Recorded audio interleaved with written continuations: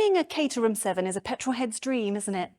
I mean, despite the fact that they're based on a design from 66 years ago, it's that lightweight simplicity that doesn't get any better. You don't feel any closer to the road unless you've practically glued yourself to it like some sort of protester. They are enormous fun, and they will run circles around supercars that cost 4 times as much. Thing is, there was a few pickles along the way. Number 1, if it rains, you probably will get wet. Number 2, you have to be a gymnast to get in and out of one. And number 3 is the petrol head problem, as in they run on petrol. So, Caterham have decided to have another go at releasing a car that is just as fun to drive as the Caterham 7, but more comfortable, has a roof, and runs on electric power. Ladies and gents, this is Project V.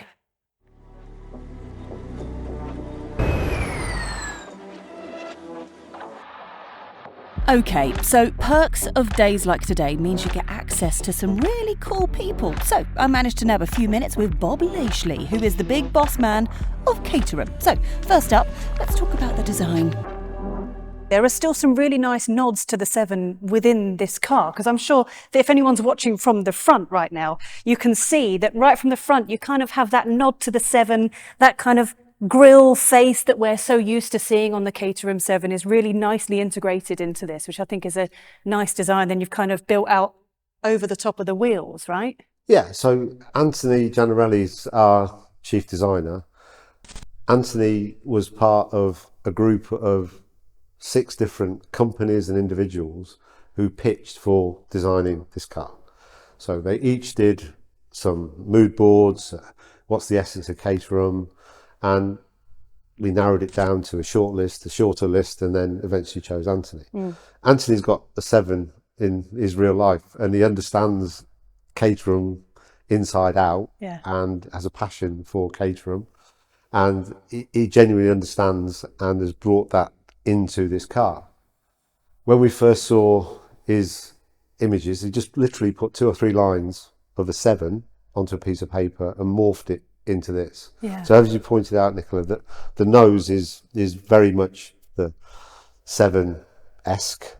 If you look at this wing here, then if you kind of squint, you can see the shape of our clamshell 7 that we have on our traditional 7s, the Super 7, Super 7 600, Super 7 2000, and that shape is there, but then, you know, slightly refined and brought into this classic design.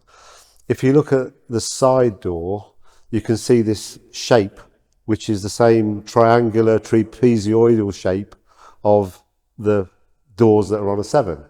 So it's all there, but if you look at it in isolation, you don't immediately make that link back to the 7, but it's there. Yeah. It's like you've taken the straight lines of the 7 and then added some curvature to make it a bit more sports car rather than... Yeah, I think that's a very nice and generous analysis, so thank you. Well, here's the thing, we have to, because we are an electric car channel, we have to talk about what's going on underneath. Okay. So in terms of batteries, what are we talking? So there's 55 kilowatt hours of battery in this concept car. Traditionally, battery design started from very, very thick batteries, which is why they're in SUVs. Yeah. And they're getting thinner and thinner and thinner. They're getting to a point where they're thin enough to start to think about sports cars. Yeah. We still have a big problem that if you have even a very thin battery with a seat above it, it's still a high car. So what we've done here is we've created 2 separate battery packs. The seating position, your feet are slightly elevated with batteries underneath your feet. And then this is a 2+1, and the second battery pack forms the structure for the rear seat. And that's how we've managed to keep this very low height and the hip point for the occupant in the traditional place for a sports car. So in terms of range, what we thinking? About 200 miles. Yeah. This is not, the range is not a huge measure for us. It's about performance and dynamic capabilities. Our existing Caterham owners have a forum called Blatt Chat, and you know, blat is a colloquialism for a quick sprint on a Sunday morning or in an evening. Yeah. And that's the essence of this car. Mm-hmm. There's 3 driving modes in this car. There's normal, sport, and the third one is sprint. Yes. So the intention there is that we're not so worried about range, we're just worried about performance. You go out for a quick 20-mile, 30-mile sprint on a Sunday morning. It's absolutely a car for drivers who love driving, for exactly what you're saying, for people that want to pop out on a Sunday afternoon just to go out for a lovely cruise around the country roads or really put their foot down and have a bit of fun, isn't it? And our core DNA is simple, lightweight, fun to drive. Yeah. Right, when you think about it, that kind of makes sense. You don't normally buy a Caterham for long road trips. It'll do 0 to 62 in 4.5 seconds, which will feel faster as you are close to the floor, and a top speed of 143 miles an hour. Woof! It's got 150 kilowatt rapid charging that'll get you from 20 to 80% in 15 minutes, which is perfect for a wee and a coffee at a service station. Oh, okay. What I can tell you is that it's way easy to get into compared to a Caterham 7. I have climbed into a few Caterham 7s in my time and all of them have been very embarrassing. So that was reasonably straightforward for me.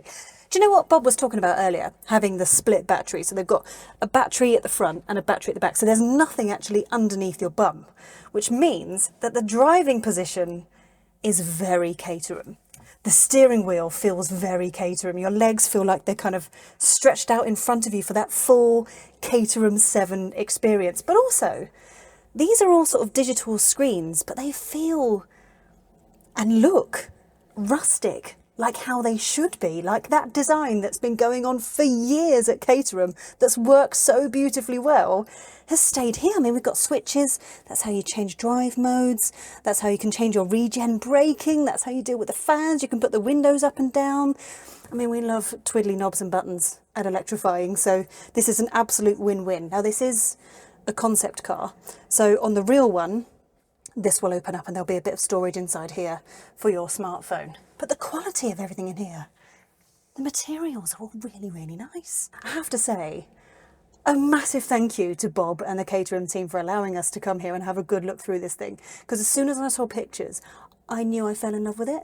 Because for me, this would fit my life perfectly. And there's a reason why. Because in this car, it's 2-1 seating, which is hard to explain to you, so I'm just going to have to show you. So now I'm going to attempt to sit in the rear seats, which might be embarrassing. Shall we try?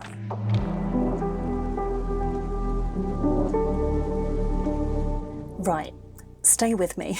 So we've got a 2-1 seating idea. Now the reason that I think this would work really nicely for me is because I have 2 sausage dogs. So I could have me sat there, husband sat there, 2 dogs in the back here. That would work very nicely.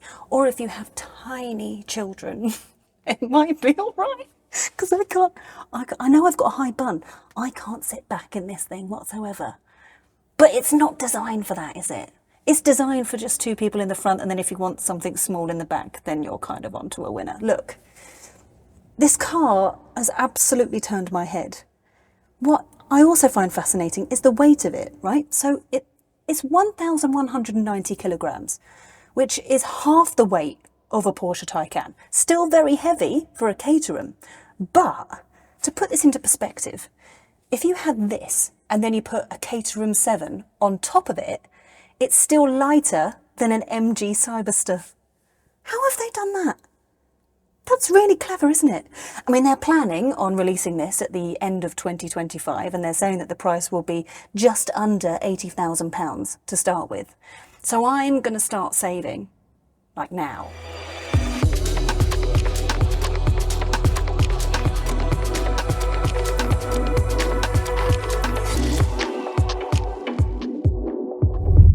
So come on then, petrol heads. Is this enough to turn your head on a new-fangled electric car? I reckon it is. Let us know your thoughts in the comment section below. And don't forget to subscribe to the Electrifying YouTube channel. That's it, folks.